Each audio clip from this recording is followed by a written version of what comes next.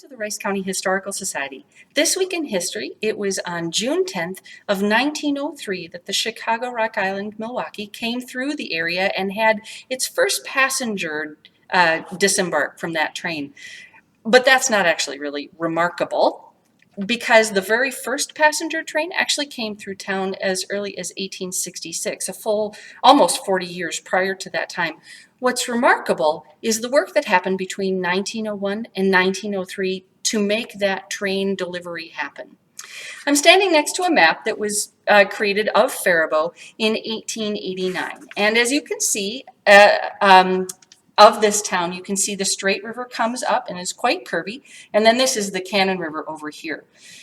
The Rock Island, the Chicago Rock Island, in 1901, when they were mapping the area, came through and said, where do we want to put the land? And they liked the flat riverbed that had been carved by the Straight River over time, and they said, we want the railroad line to come right through here. Except that when they ran the numbers, they realized the number of trestle bridges that would have to go over this river were extremely expensive.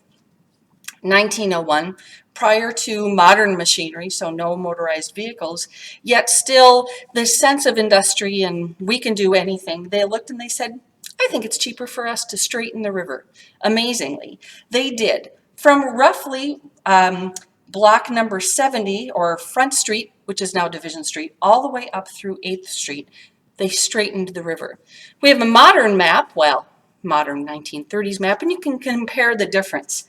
You can see here on block number 70, where the river was originally, the river's actually moved almost a full block farther east.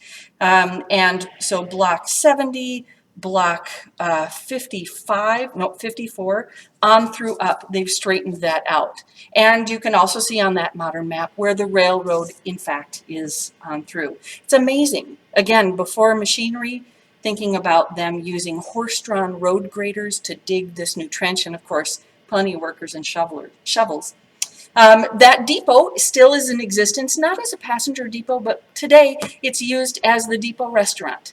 So, Rice County Historical Society preserving the past and stories of curvy rivers for future generations.